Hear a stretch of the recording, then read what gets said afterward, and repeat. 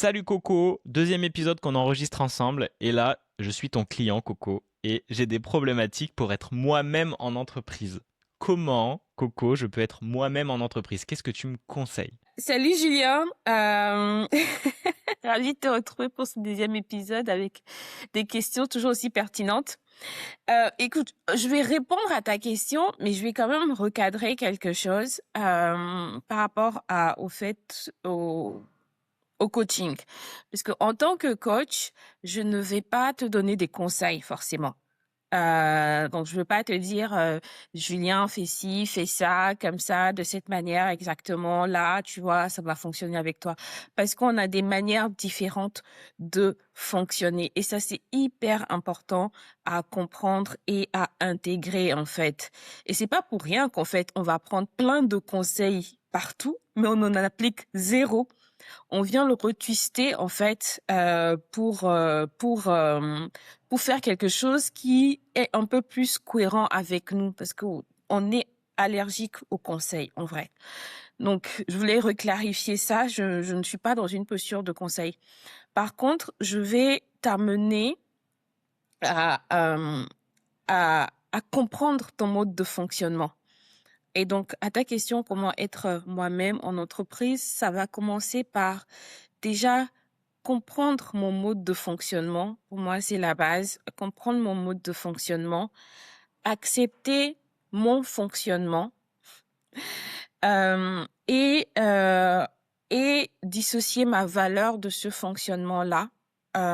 C'est moi et moi, pas mon diplôme, pas parce que j'ai fait l'INSAE, pas parce que j'ai fait Polytech, pas parce que j'ai fait Centrale, pas parce que j'ai fait Paris-Dauphine, mais moi avec comment je fonctionne et moi avec la valeur que je peux apporter à l'entreprise de ce point de vue de comment je fonctionne. Je suis introvertie, mais l'introverti a beaucoup de qualités parce qu'il écoute, il comprend plus les consignes que l'extraverti qui va être dans le vocal, quoi. Donc, j'ai des capacités en tant qu'introverti et l'extraverti aussi, il a ses capacités et donc il va être comme il est. Donc, ça part, je pense, vraiment de ce point-là de comprendre mon mode de fonctionnement, accepter qui je suis et puis avec ce capital, accepter qui je suis est un point aussi important parce qu'on minimise aussi beaucoup ce qu'on a accompli jusque-là. On se dit que c'est facile parce que souvent on évolue avec les mêmes profils de personnes donc on se challengeait donc notre carte du monde est un peu biaisée, on se dit que c'est facile alors que ce que tu as traversé c'est parce que l'autre voisin a traversé en fait. Et même si vous êtes pareil dans ce parcours de centralien, il y a des choses que vous avez accomplies qui font votre unicité, en fait, et qui va faire votre différenciation en entreprise. Donc, il va y avoir ce volet-là. Et un dernier qui peut être aussi important, c'est accepter d'être soit en entreprise et soit à l'extérieur, en fait. Tu vois, raccrocher les wagons. Parce que quand on va rentrer en entreprise, on va mettre un autre costume. Et ce costume-là essaie de rentrer dans un cadre, alors que peut-être qu'il y a beaucoup de ressources dans le costume qui est à l'extérieur, tu vois. Et donc ouais, mais c'est important déjà comme tu dis, le saut en entreprise, le saut en extérieur, mais on peut ne pas connaître son mode de fonctionnement. Est-ce que dans les clients qui viennent à toi ou les personnes qui avancent, elles ont déjà connaissance de leur fonctionnement ou pas? Elles en sont où à peu près sur cette première étape? Est-ce qu'elles ont conscience de leur fonctionnement? Oui, elles vont avoir. Il y a une chose est d'avoir conscience, une chose est de l'accepter et de l'intégrer, de ne plus en douter, tu vois, comme une sorte de légitimité intérieure. Et de ne pas se forcer à aller être une autre personne.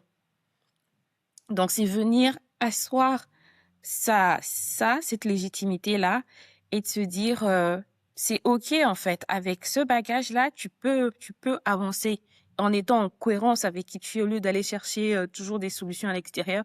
Tu peux capitaliser sur qui tu es pour progresser.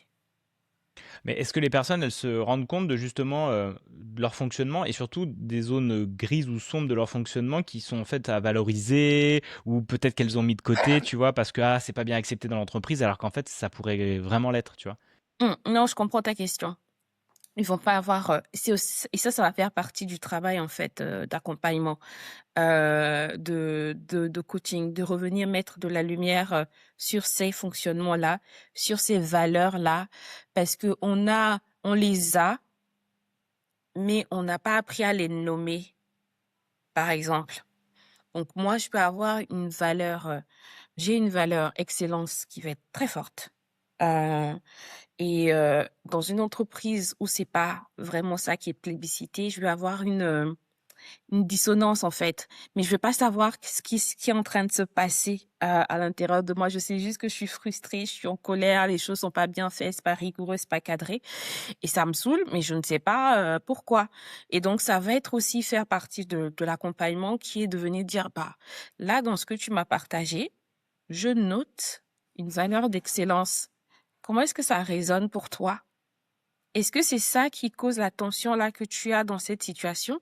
Et la personne peut dire: «Ah ouais, oui, effectivement, je m'en étais pas rendu compte. Ça, c'est une valeur très importante pour moi.» Et donc, le nommer, l'intégrer, l'articuler vient changer en fait la dynamique dans laquelle on va se placer dans un contexte donné.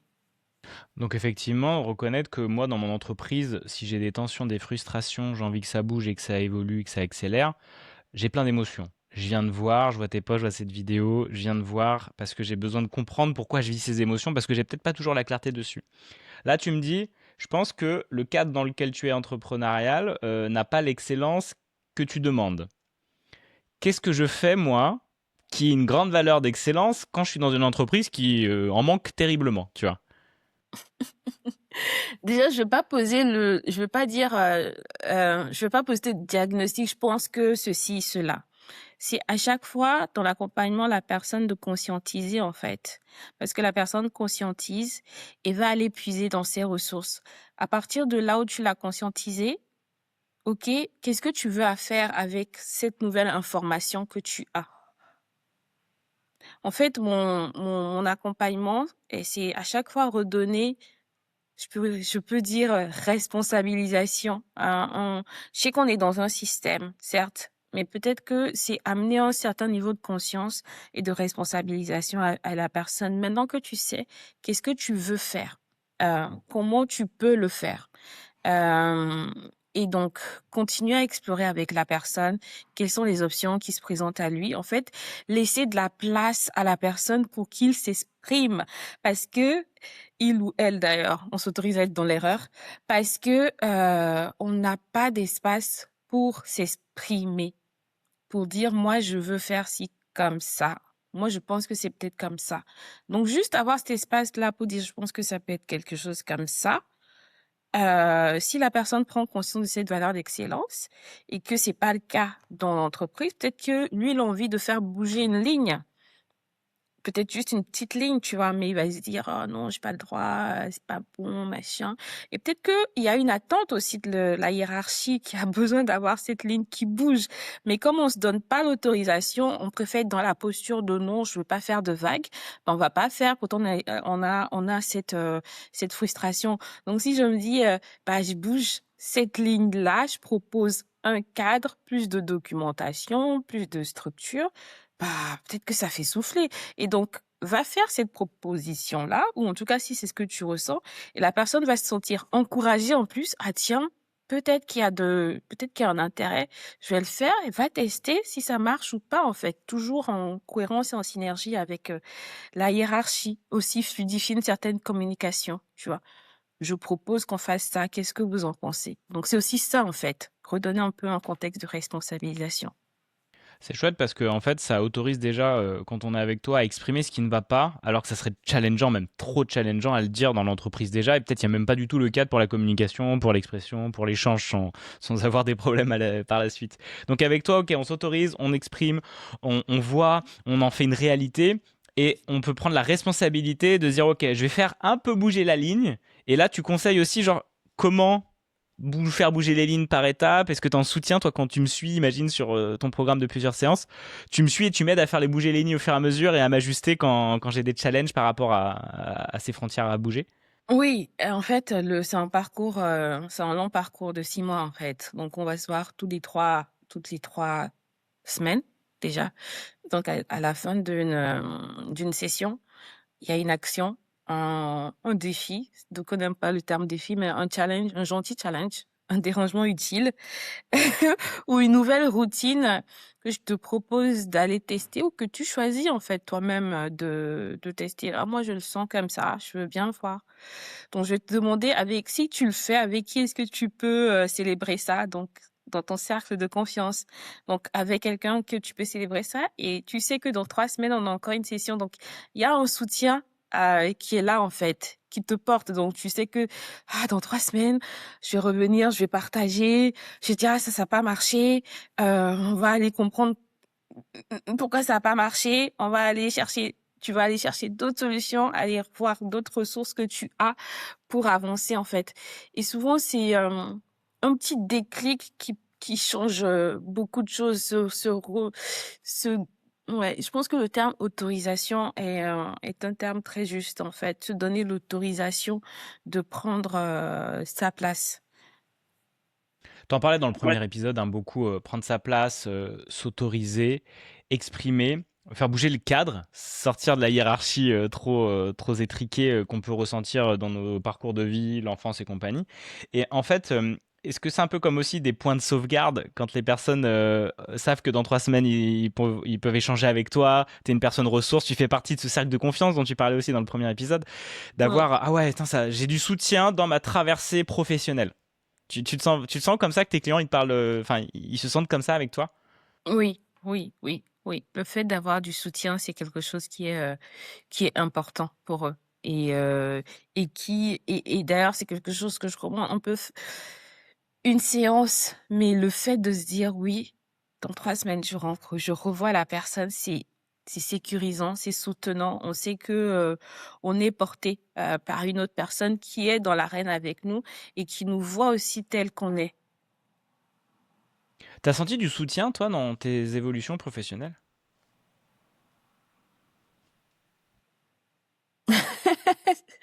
Ce genre de questions qu'il pose à chaque fois, ce cher Julien. Oui, oui, oui, oui, oui. Bah, de personnes, de cercle de confiance, de mon réseau, de personnes clés de mon réseau. Et moi, j'ai toujours cherché à avoir des personnes à côté de moi, en fait, pour avancer. Je trouve qu'on va plus vite quand on est accompagné. D'ailleurs, c'est pour ça que je suis là avec toi aujourd'hui. On peut progresser en étant seul, hein. On va juste mettre 10 fois plus de temps, quoi. Et si je sais que je peux avancer avec quelqu'un à côté, bah, j'avance plus vite. Je trouve, tu vois, que YouTube aussi et la chaîne qu'on développe pour toi, va aider à être un espace ressource pour des personnes qui ont besoin justement dans des périodes professionnelles. Alors peut-être elles vont pas tout de suite investir ou avoir se dire vas-y il faut que je sois avec quelqu'un, que je le paye, un coach ou autre, mais au moins de se dire tiens il y a des vidéos qui sortent une fois par semaine et qui vont m'aider sur ce sujet de je traverse l'entreprise. Je traverse ma Mmh. période dure, difficile dans cette entreprise, ou peut-être, alors je sais pas si tu as des personnes qui viennent aussi premier job ou lancement de carrière. D'ailleurs, tu es plutôt au Mmh. début, milieu de Non, carrière. je suis plutôt, middle carrière. Ça va être plutôt, à partir de 8 ans d'expé, Ouais. et au-delà.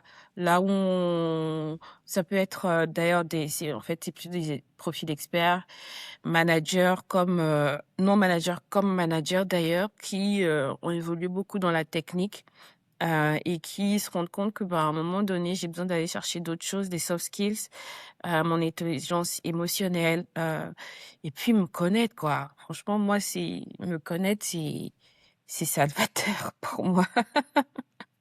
Ouais, c'est l'outil numéro un, et tu l'as bien dit dans le démarrage, c'est j'apprends mon mode de fonctionnement, j'apprends à Mmh. me connaître, je l'accepte, et ensuite je peux voir à quel point ça peut être de la valeur, et c'est dissocié aussi de la valeur qu'on peut me porter, même manière de Mmh. fonctionner, parce que c'est ok, puis Mmh. il y a des choses à évidemment transformer, peut-être qu'on Mmh. a des choses qui ne vont pas et qui nous aident pas, mais ça Mmh. nous permet d'avancer dans tous les cas, quoi, en fait, de faire ce travail-là, quoi. Mmh. Absolument, absolument. Ça nous permet de faire, ce travail-là, en fait et en fait, ça change aussi notre, j'ai envie de dire, ça change notre ancrage, en fait. De se dire: «Je fonctionne comme ça et c'est OK». Ça j'aime beaucoup la métaphore de, si je suis une Twingo ou une 4x4 ou, une Ferrari, tu vois? J'ai pas les mêmes besoins. Donc, déjà savoir si je suis une Twingo ou une Ferrari, ça change tout. Donc en fait, il y en a plein qui n'ont pas du tout idée de quel type de voiture ils sont. Et c'est aussi Ouais. pour ça qu'ils vivent ces frustrations, qu'ils ont Mmh. l'impression de ne pas avoir le contrôle dessus, ou qui peut-être, comme tu l'as dit, c'est important de se responsabiliser. On peut projeter sur l'entreprise des choses qui ne vont pas, mais alors qu'il y a des choses à l'intérieur de nous à changer qui pourraient faire que l'extérieur change Mmh également, mh. quoi. Mmh mh. Mmh mh. Mmh. Ouais, oui, absolument, absolument. Parce que de tout on ne va pas nier, hein, la responsabilité d'un système, elle est là. La responsabilité de l'entreprise, elle est là. Je ne parle pas de ces contextes où, l'environnement est toxique, l'environnement est, pas bienveillant. Franchement, ça, je suis claire là-dessus, je parle pas de ces environnements-là. Je parle du fait qu'on peut être dans une entreprise, ou dans un environnement, système où, qui peut être cohérent et quand, quant à prendre ma place ou pas, j'ai le choix, en fait. En fait, j'ai le choix de me plaindre et de me dire: «On ne me donne pas ma place. On ne reconnaît pas ce que je fais. On ne me donne pas la parole. On ne me». J'ai le choix de me complaire dans cette position-là ou je peux me dire: «J'ai le choix aussi de faire autrement», heu et d'aller voir comment on peut faire autrement, en fait. Comment je peux poser ma voix? Comment je peux proposer quelque chose de différent? Comment je peux faire bouger une petite ligne? Donc c'est aussi ça, en fait, se dire Donc, que j'ai le choix. donc d'avoir le choix, ça c'est super. Effectivement, j'ai le choix et je suis pas toujours enfermé à c'est pas possible, j'ai pas le choix. Non, il y a toujours un espace de manœuvre. Effectivement, il faut prendre ce temps, s'arrêter, le regarder, observer, se comprendre. Et pour terminer, et comme on est dans ces vidéos un espace aussi de ressources et de confiance de personnes qui nous regardent normalement et qui sont bah voilà en challenge et en changement professionnel, n'hésitez pas à nous le dire d'ailleurs dans les commentaires et puis à suivre et à proposer des sujets de vidéos parce que c'est aussi vraiment dédié à vous. Quelles seraient les trois étapes que je pourrais faire pour faire bouger un petit peu la ligne là? Qu'est-ce que tu me conseillerais? Comme si j'étais voilà, comme le départ client de tes accompagnements, comment je peux faire bouger un petit peu la ligne de ma hiérarchie dans mon entreprise et par rapport par exemple aux besoins d'excellence, un peu plus de cadre, un peu plus de rigueur, je ne sais pas. Qu'est-ce que tu pourrais me conseiller? Trois étapes un peu clés quoi.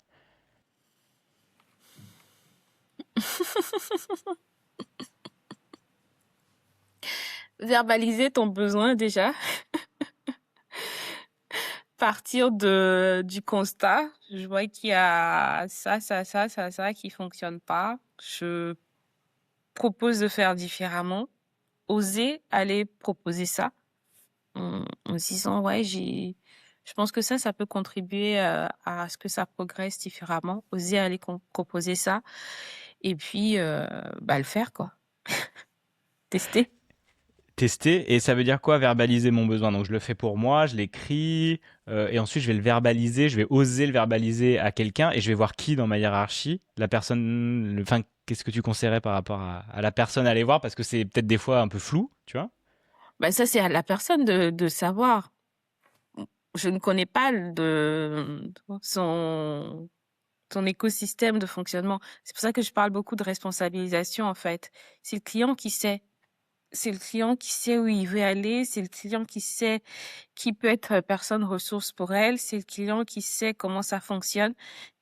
Donc c'est le client qui sait, en fait. Donc moi je l'aide à prendre conscience de ses ressources, de ce qu'il pourrait faire en partant d'un capital confiance et il le déploie et généralement même entre les séances, moi je revois des clients, heu c'est entre les séances que se passe la magie de l'accompagnement parce que le client va faire autre chose parce qu'il a été, transformé, transporté, qui moi, quand ils me font des feedbacks, je me dis: «Waouh!» à quel moment de la dernière séance il y a eu ce truc, tu vois? C'est quoi, genre, comme feedback, par exemple, un truc que tu as en tête? Ben, un feedback qu'on m'a fait, par exemple, c'était un client que j'ai eu qui voulait travailler, qui m'a dit qu'il voulait travailler sa confiance en soi. Et donc, on a fait une séance très rapide, une demi-heure. Et donc ça, c'était en plus ça, c'est pas une personne que j'ai accompagnée sur la durée, donc pour voir aussi quel pourrait être l'impact sur la durée. Donc je l'ai contacté 3 mois plus tard et il m'a dit ouais, j'ai eu mon entretien annuel. J'ai essayé de poser ma voix sans blesser l'autre, en étant le plus factuel possible. Je dis: «Ouais, OK, super intéressant». Moi, je l'appelais vraiment pour prendre des nouvelles parce que j'adore prendre des nouvelles de mes clients, de mes contacts. C'est quelque chose qui m'énergise et donc je lui disais: «Ah ouais, intéressant». Il me dit: «Ouais, c'est quelque chose que j'aurais pas pu faire avant et tout». Je dis: «Ah ouais, d'accord, bah, qu'est-ce qui fait que tu l'as fait, quoi?» Il me dit: «Bah, c'est les 30 minutes de coaching qu'on a eu». Je dis: non, sérieux?» Et il me dit: «Oui, c'est ça qu'on a eu et tout, que je l'ai, aidé à retrouver, de l'élan, de la ressource et que pendant son entretien, il s'est accroché à ça en se disant, "Vas-y, j'ai de l'élan, j'ai de la ressource" et qu'il a pu poser sa voix». Et je te jure, j'étais: «Waouh!» tu vois? Waouh, j'ai dit: «Waouh, bravo». Et là, moi, je suis aussi beaucoup en admiration de mes clients parce que mais quel courage de sortir de la séance et d'aller oser faire ça. C'est du courage et je suis admirative. Moi, je suis là pour accompagner mes clients, en fait, mais je suis à côté d'eux, je les accompagne, mais je les dirige pas. C'est eux qui font et je suis vraiment admirative. Donc, je dis: «Bah, vas-y, c'est trop bien et tout, tu me diras». Et même si tu l'as pas, le fait d'avoir osé, mais quel shift!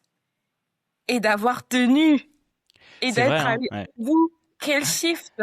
La victoire, elle est pas dans j'ai réussi à faire bouger la ligne, mais c'est j'ai déjà osé à l'exprimer. Elle bouge pas, j'ai déjà gagné, en fait. J'ai C'est génial. gagné, j'ai Ouais. gagné. Demain, je le referai et je l'aurai, tu vois? Et à un moment, je vais l'avoir. Effectivement, à force d'essayer, on arrive à avoir des résultats, même si ça Ouais, marche pas au premier coup. Et ouais. pour terminer cet épisode, c'est très juste donc de partager ça. En fait, vous comprenez bien que c'est l'idée de se responsabiliser, quoi. Il y a besoin de dire, OK, on fait l'état des lieux, je suis là, je te soutiens, je te donne de l'élan, j'ai mon énergie, tu vas te sentir soutenu.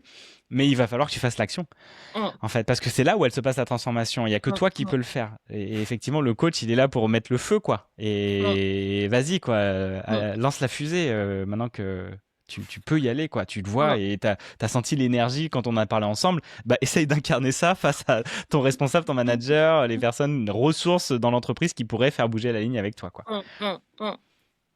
Génial. Effectivement, effectivement. Comment t'as Et en envie de plus, je terminer? sais Ah, pas, en vas-y. fait. Et ouais, comment j'ai envie de terminer? Ce que je voulais apporter, c'est même, tu sais même pas comment est-ce que le client va le faire, en fait. Mais il va le faire. Il y a une situation qui fait qu'il va le faire parce qu'il a retrouvé ses ressources. Ça, il a retrouvé ses ressources. Retrouver ses ressources, c'est indispensable. Bah parfait. Et exactement comme tu le disais, les ressources, ben, c'est se comprendre, s'arrêter, regarder quelles sont mes ressources, quel est mon royaume intérieur et comment effectivement je peux y puiser dedans une force infinie parce que je suis riche de tout ça et derrière ça me permet de faire bouger Mmh, l'extérieur et d'avoir une place dans une entreprise où je me sens bien, où je sens que je suis moi-même et mmh, j'arrive plus à enfin j'ai plus besoin de me poser cette question. mmh. J'ai avancé sur ce sujet. Trop chouette. Merci Coco, il était trop bien ce deuxième épisode, je suis content en tout cas. Et puis on se dit à très bientôt pour le troisième. Merci Julia. Salut tout le monde. Salut. Salut Ciao. tout le monde.